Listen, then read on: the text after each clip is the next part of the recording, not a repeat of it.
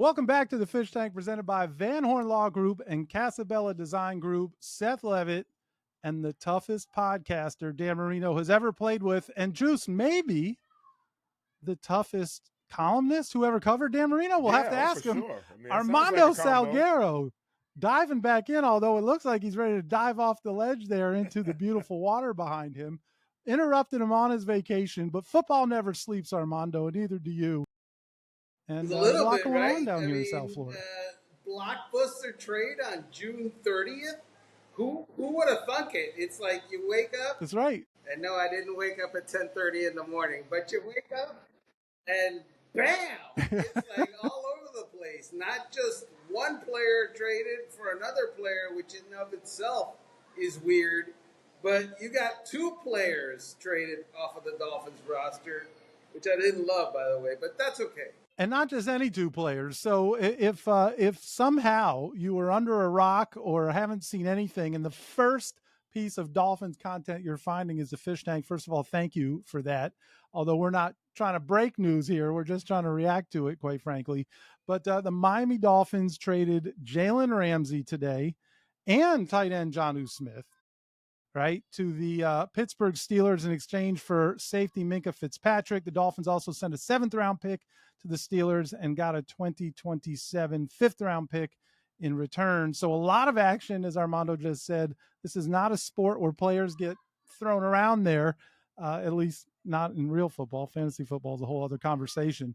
So a lot to unpack here, Armando. We were made aware back in April, Chris Grier in his pre-draft press conference told us all that both the Dolphins and Team Ramsey had agreed to seek a trade. Apparently Jalen hadn't asked for one. There was nothing, I don't know what all that was, but the Dolphins did announce that, Jalen Ramsey was on the block if anybody was interested. He had not been a participant in any of the offseason program in any capacity, and that was excused by the Dolphins. That was made clear. Mike McDaniel, I think, seemingly got annoyed by the continued questions about Jalen Ramsey. He wanted to focus on the guys that were there. Something we've heard a coach or two say in their day. And then we also began to hear rumblings that both Jonnu Smith and his representation were seeking a contract restructure, a new deal, whatever it might be, felt that he had outperformed his contract, put up numbers that had never been seen by a Miami Dolphins tight end before. And all of that was going on. And here we are. And not only is there a trade, but we also left out, you told me earlier I buried my lead today. We left out the fact that the player that's coming back is a former first-round draft choice by the Miami Dolphins, who was a hell of a player here in his brief stint, but was traded to the Steelers for a first-round pick in Minkah Fitzpatrick back in 2019 after not seeing eye to eye with then head coach Brian Flores. So a whole lot going on. You covered the Dolphins solely back in 2019, so you're very familiar with that situation. Now you cover the entire league for OutKick.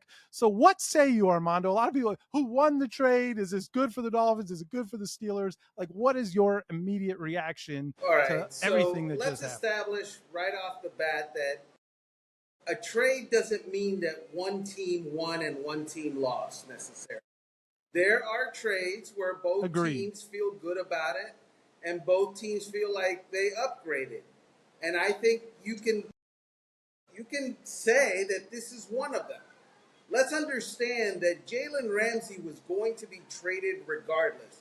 So if you're saying, oh no, the Dolphins traded Jalen Ramsey and now they've got no cornerbacks that are proven and that are, outstanding, well, that was going to happen anyway. Separate and apart from this trade. What happened, though, is that the Dolphins, because they had to trade Jalen Ramsey, because Mike McDaniel and Jalen Ramsey don't like each other, don't respect each other,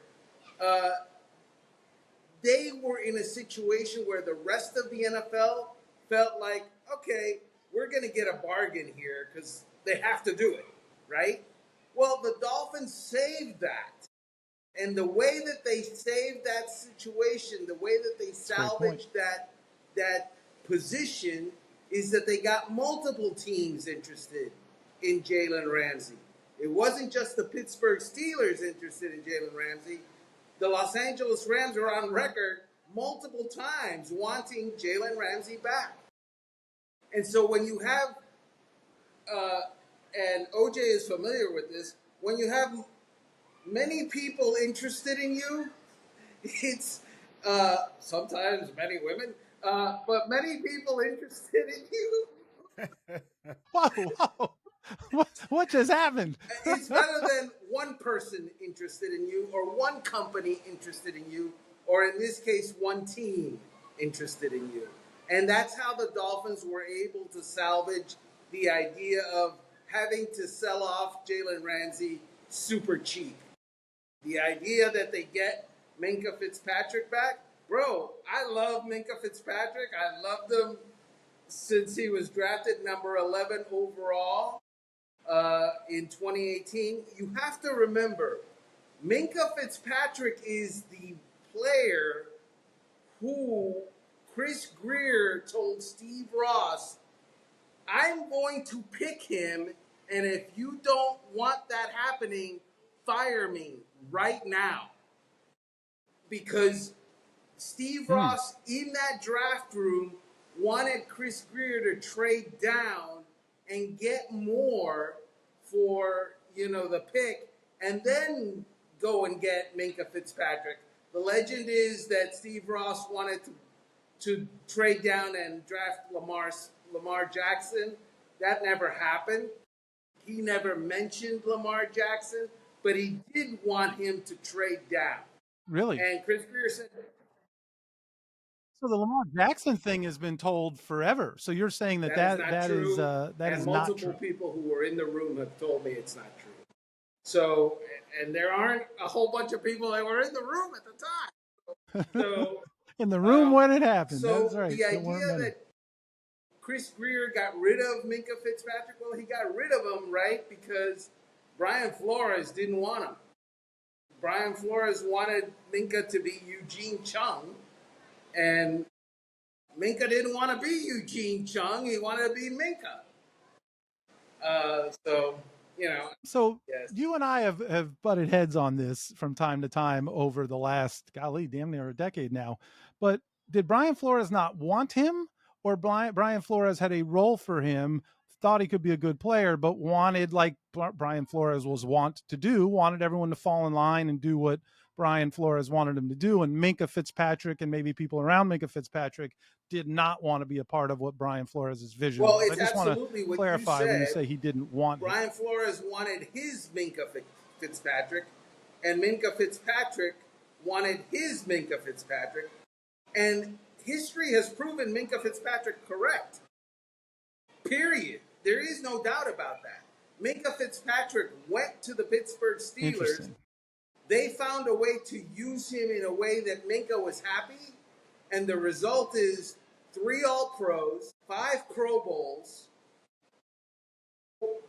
and Brian Flores fired. And Brian Flores fired after we come to find out that Brian Flores wasn't ready to be a head coach because he didn't have the makeup to deal with situations like that. He wanted it my way or the highway, and an NFL head coach can't have it my way or the highway. And my way or the highway got him, a demotion to defensive coordinator in the NFL. Highway? And no head coaching offer since. Interesting. Wow. So tell me this, Armando. Where do you see? I love having Minkah back. Let's put that on record, man. Like we talked about, hell of a player. Didn't want to be here. We got it. Both teams, both sides said, we'll move on. You talked about what Minkah did.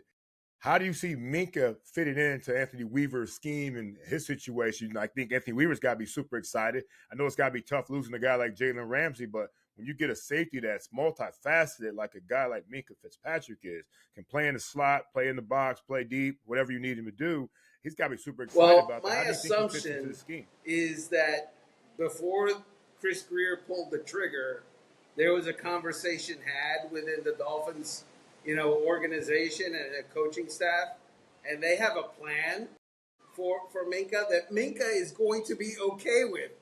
Particularly, right? Particularly Let's hope this so. guy that wanted out because he wasn't okay with it.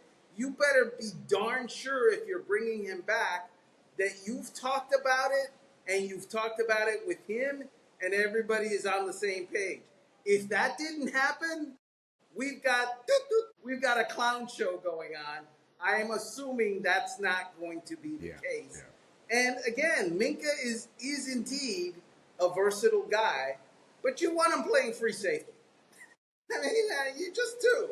You want him playing free safety. He's going to be on the field in, nickel and dime. He's going to be on the field every single play on defense because he can do it all.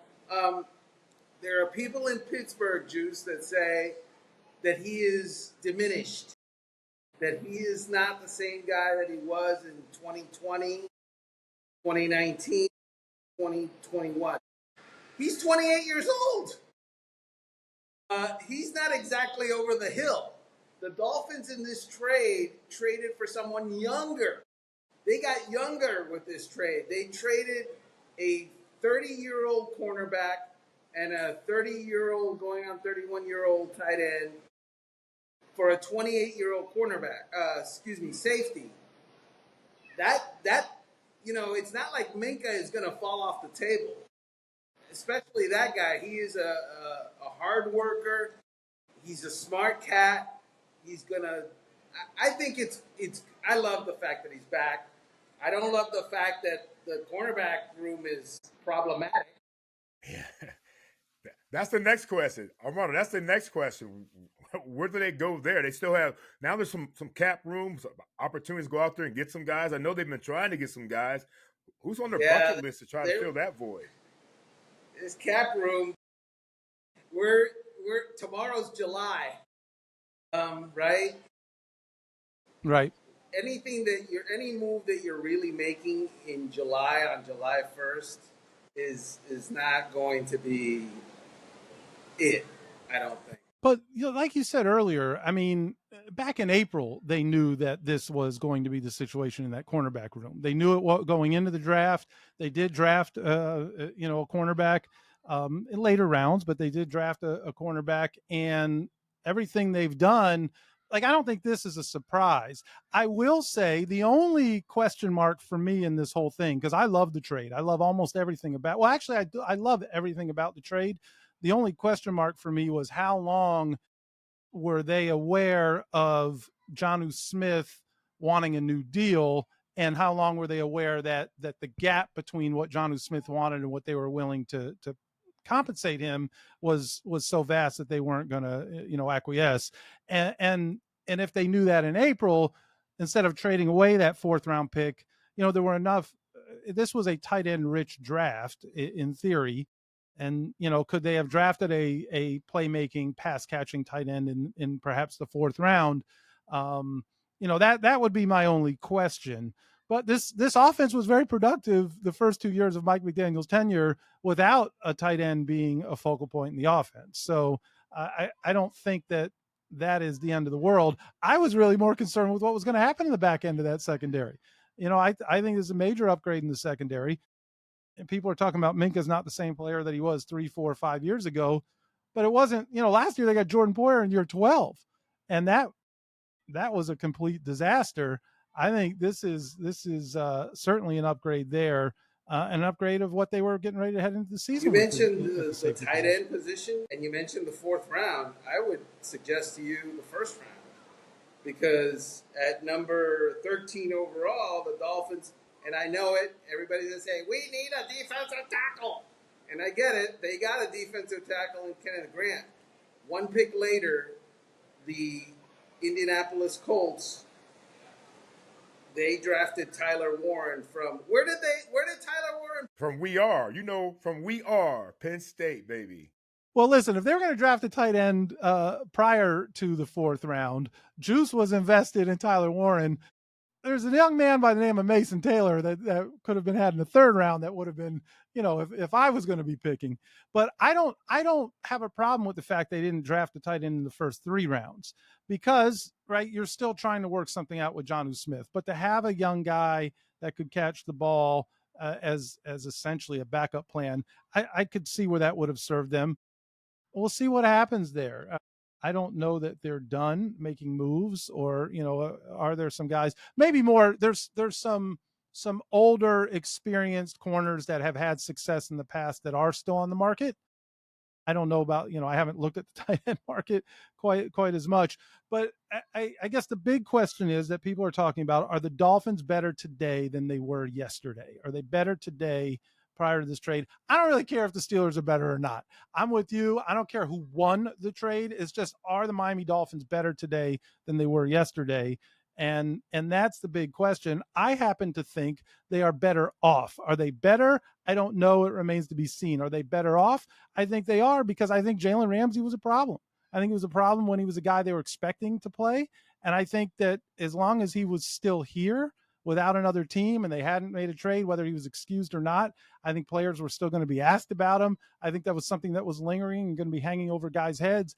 And I think, it was time to move forward, and now they have. So I do think they're better off as a result. One of the things that people get caught up with, and fans do this and some media do this, is, are the Dolphins better with Minkah Fitzpatrick and without Jonnu Smith and Jalen Ramsey, or are they better with Jalen Ramsey and Jonnu Smith but not Minkah?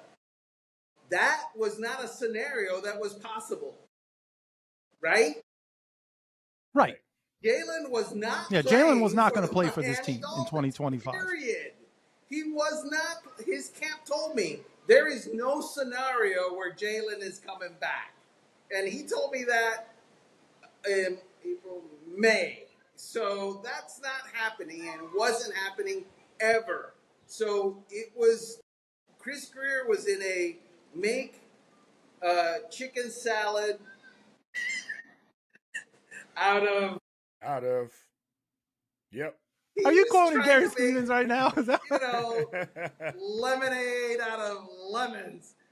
And he did. I think he did. Yes. Is it the best case scenario of all? No, the best case scenario is Jalen Ramsey and Mike McDaniel love each other and hug it out and come to respect each other, and he stays. And Jonnu Smith doesn't want to raise, or the Dolphins value him somehow higher than what they currently did, and didn't want to pay him. He's getting $12 million this year in an extension from the Steelers. The Dolphins clearly didn't value him at that height. And I don't hate him for it. It just wasn't.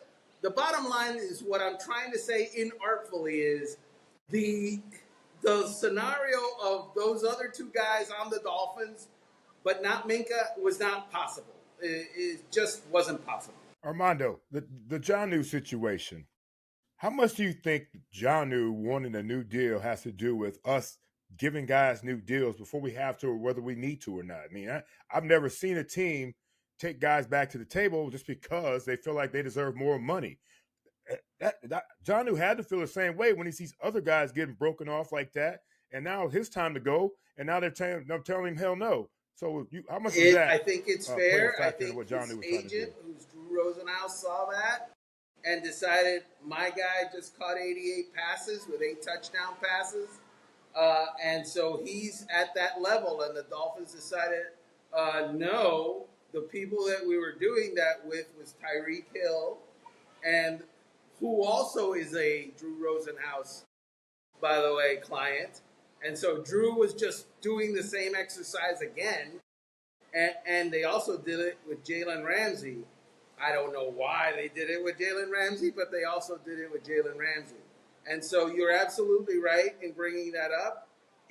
Once you cross that line to do the precedent, don't be surprised that other guys want you to cross that line again and often.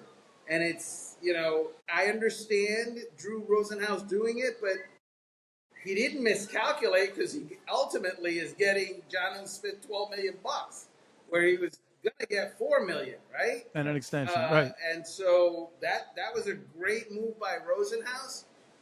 But the Dolphins, that mistake didn't happen this year. It happened previous with Tyreek, and it happened previous with Jalen. Right. That makes all the sense in the world. But I think it goes back to what you were saying earlier about who won or who, I don't think it's about that. And for me, again, I don't really care about what the Pittsburgh Steelers do at this stage, but it looks to me like, I guess Jonnu Smith certainly won if he wanted to be paid more, because now he is. Jalen Ramsey won because he didn't want to be here, and now he's got a team and he can start planning on what his world's going to look like for this next football season. And to me, the Dolphins won. They got rid of a couple of headaches, and I don't think Jonnu Smith was a headache. By all accounts, he was everything you would want in a player, right? He was productive on the field. He was a leader. He was seen to be a guy who did everything the right way, got along really well with the quarterback. So, I mean, when I say a headache, I don't mean from that standpoint, but just from the standpoint of they're sitting here with a guy who's not practicing, and they've got, there's an impasse in terms of the contract. And then Jalen Ramsey, who was a headache in a lot of ways, probably ways that have not even been discussed publicly. So that's something that they've erased.